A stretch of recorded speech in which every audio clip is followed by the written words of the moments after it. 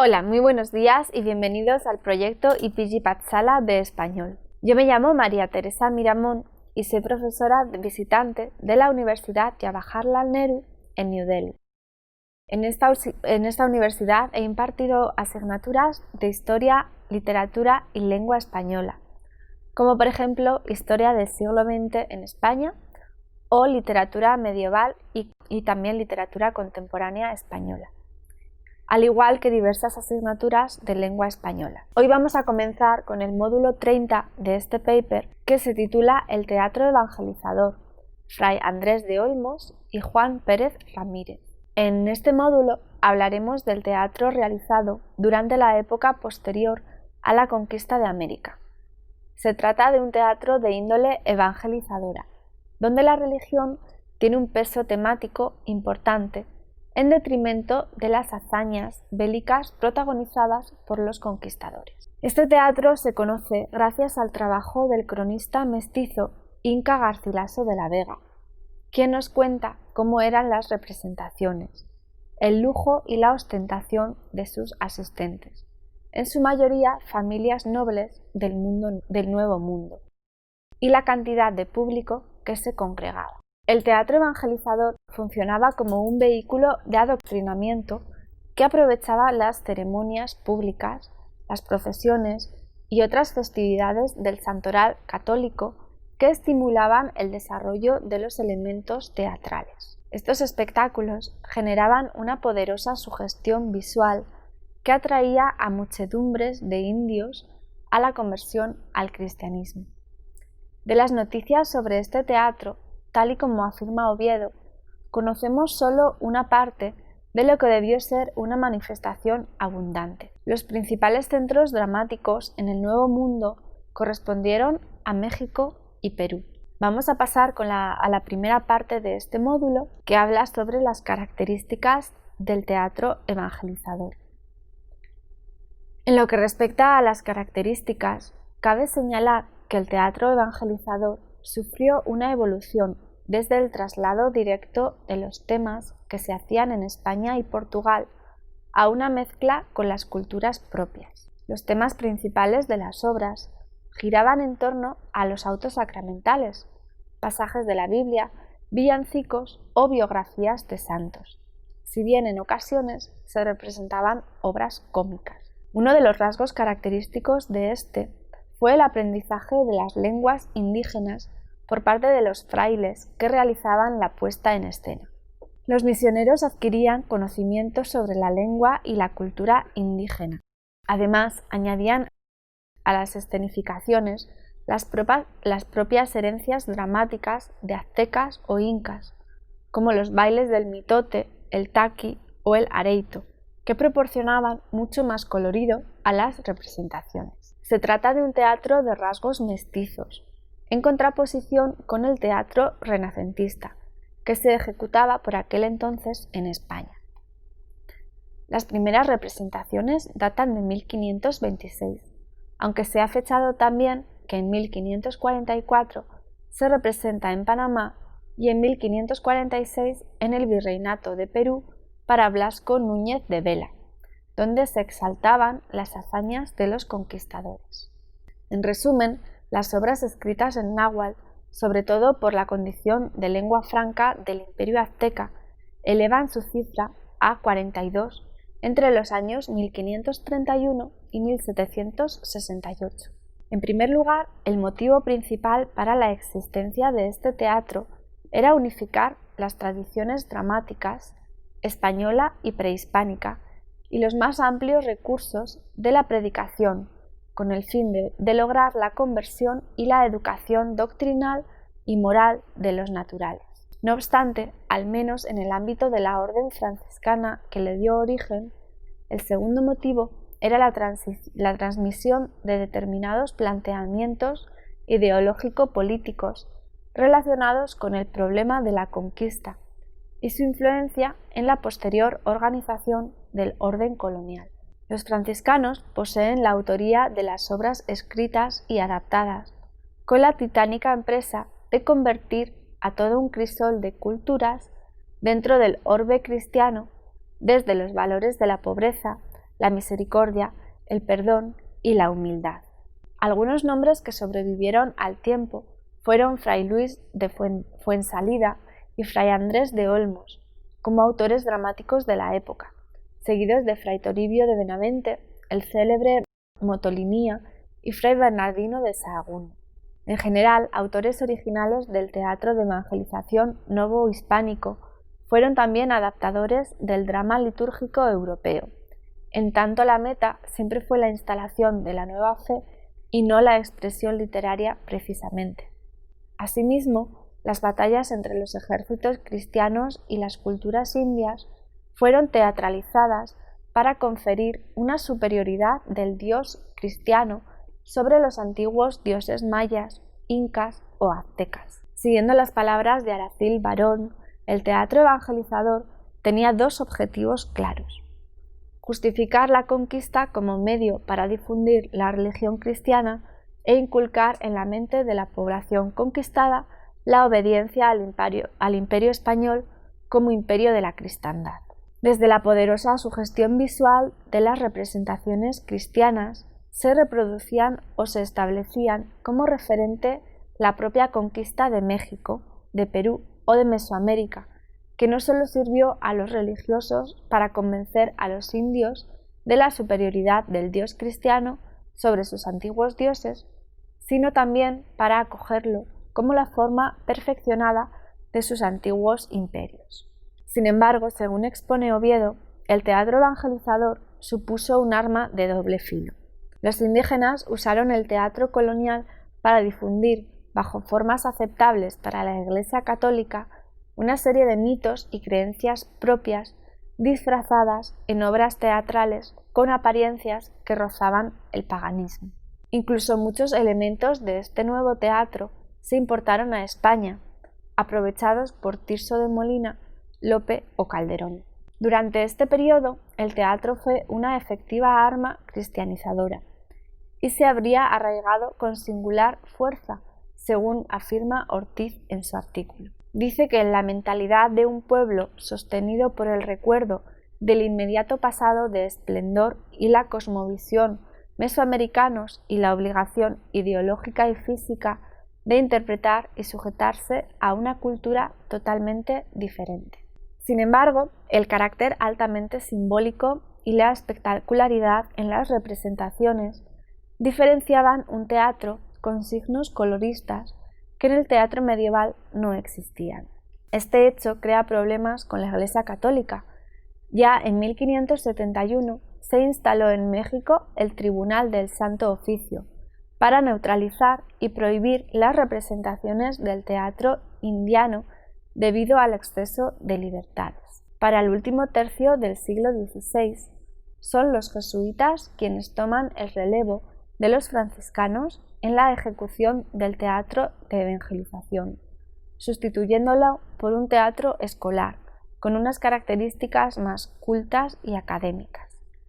Muchas iglesias y catedrales en México y Perú disponen de un espacio amplio frente al pórtico para las representaciones al aire libre.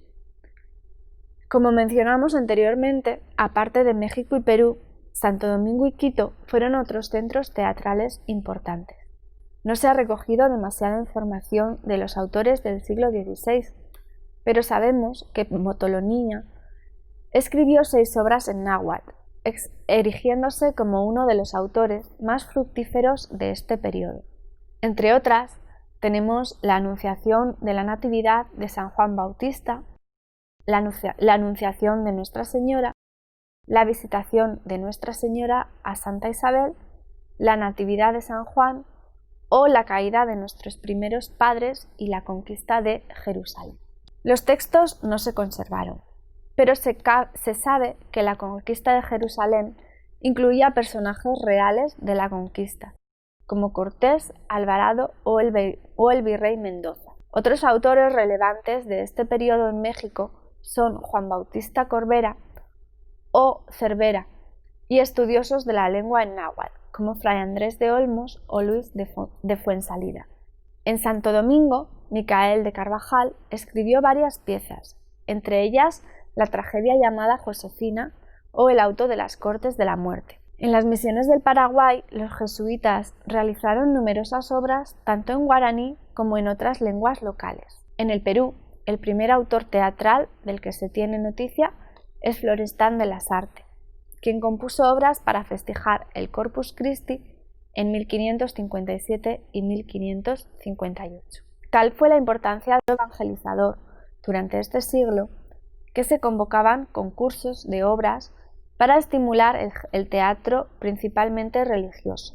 Siguiendo las palabras del cronista Inca Garcilaso de la Vega, el testimonio afirma lo siguiente: porque es así que algunos curiosos religiosos de diversas religiones, principalmente de la Compañía de Jesús, por aficionar a los indios a los misterios de nuestra redención, han compuesto comedias para que las representen los indios, porque supieron que las representaban en tiempo de sus reyes incas y porque vieron que tenían habilidad e ingenio para lo que quisiesen enseñarles. Y así, un padre de la compañía compuso una comedia en loor de Nuestra Señora de la Virgen María y la escribió en lengua aymara, diferente de la lengua general del Perú.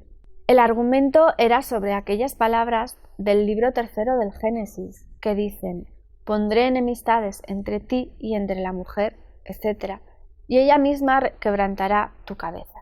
Representaronla indios, muchachos y mozos en un pueblo llamado Suli. Y en Potosí se recitó un diálogo de la fe, al cual se hallaron presentes más de 12.000 indios. En el Cuzco se representó otro diálogo del Niño Jesús, donde se halló toda la grandeza de aquella ciudad. Otro se representó en la ciudad de los reyes, delante de la Cancillería y de toda la nobleza de la ciudad y de innumerables indios, cuyo argumento fue del Santísimo Sacramento, compuesto a pedazos en dos lenguas, en la española y en la general del Perú. A finales del siglo XVI, la figura más importante del teatro evangelizador es González de Eslava. Llegó a México en 1559 y su producción dramática fue representada con frecuencia hasta 1600. La obra se compone de 16 coloquios, incluidos en los coloquios espirituales y sacramentales. Eslava mezcla tanto prosa como verso, tratando los temas divinos con lenguaje popular. La acotación dice lo siguiente: puerta del sacramento del altar, donde está la templanza, porque han de venir a él templados como halcones a comer la carne y sangre de Cristo. Aquí ha de estar una figura hieroglífica, que es el animal que llaman carbunco, que tiene la piedra preciosa en la frente y cúbrela con una cortina natural que tiene, y decía así la letra: carbunco es el Redentor de admirable propiedad, que cubrió su humanidad el divino resplandor que da su divinidad. Y aquí, por nuestro consuelo, aquel carbunco divino, porque así a la fe con vino, se cubre con aquel velo de especies de pan y vino, que se llama Fray Andrés de Olmos. Una de las principales figuras de esta época es Fray Andrés de Olmos. La producción del teatro evangelizador en México está repleta de lagunas porque no conservan las obras de prácticamente ningún autor. A pesar de ello, entre la escasez de obras encontramos a Fray Andrés de Olmos, que nació en 1491 y murió en 1571. A este se le atribuyen principalmente dos autos en lengua náhuatl: el Juicio Final, de 1533 en Tlatelolco, y Adoración de los Reyes, cuya fecha de representación se desconoce. De Olmos estudió jurisprudencia en su juventud, hasta que con 21 años se integró en la Orden de los Frailes Menores. Allí conoció a Fray Juan de Zumárraga, quien le pidió que viajara a América a evangelizar a los salvajes. El primer viaje de Olmos tiene fecha de 1528. A partir de 1530 se estableció en el centro de México, entre Tepepulco, región de Texcoco, y Cuernavaca. En 1533 fundó el Colegio de la Santa Cruz de Tlatelolco, institución con la que colaboró hasta 1539, año que viajó a Hueytalalpan, en la región totonaca. A mitad del siglo XVI fundó la misión de Tamaulipas, de cuyo nombre deriva el topónimo del estado de Tamaulipas. En su labor como misionero recorrió los territorios al norte del Río de las Palmas, donde fue promotor de la colonización. De 1558 al 68 permaneció en Tampico, lugar donde se dedicó a escribir buena parte de sus obras. De Olmos, gracias a su labor como evangelizador, llegó a aprender el náhuatl, de Tepehuán, el huastesco y el totonaco. Entre sus obras principales encontramos Huehuetalcojoli, el Tratado de Hechicerías y Sortilegios, los 7 sermones principales sobre los 7 pecados mortales en náhuatl, vocabulario náhuatl, arte de la lengua mexicana, pláticas que los señores mexicanos hacían a sus hijos y vasallos, doctrina cristiana en el idioma huastesco o arte de aprender la lengua totonaca. La gramática de Andrés de Olmos está dividida en 3 partes, tal y como lo anuncia en el prólogo. La primera trata de los nombres y pronombres y de lo que a ellos pertenece. La segunda contiene la conjugación, formación y pretéritos y diversidad de los verbos. En la tercera se ponen las partes indeclinables y algo de la ortografía, con una plática con los naturales compuesta, provechosa y de buena doctrina, con otras maneras de hablar. No hablo del acento por ser muy vario y no estar ni dejar siempre las dicciones enteras, sino compuestas, y porque algunos vocablos parecen tener algunas veces 2 acentos, por lo cual lo dejo a quien Dios fuere servido darle más ánimo para ello o al uso que lo descubra. De Olmos pasa por ser el primer misionero que intenta converger los 2 mundos mediante el conocimiento lingüístico con las hablas autóctonas, cuyo nombre es Juan Pérez Ramírez. Otra de las figuras interesantes dentro del periodo del teatro evangelizador fue Juan Pérez Ramírez, natural de México. Fue el primer autor teatral en español nacido en el continente americano en el año 1545. Hijo de conquistadores, su única obra fue el desposorio espiritual entre el pastor Pedro y la iglesia mexicana. Se representó el 8 de diciembre de 1574 con motivo del nombramiento como arzobispo de don Pedro Moya de Contreras. Pertenece al género alegórico pastoril, en la línea con las obras de González de Eslava. El tema es el desposorio o casamiento místico entre el arzobispo y la iglesia mexicana, personificados en 2 pastores. En ella también intervienen las figuras alegóricas de las virtudes teologales y cardinales. Destaca la ágil versificación y la figura del personaje bufonesco, inserto en la obra como un bobo.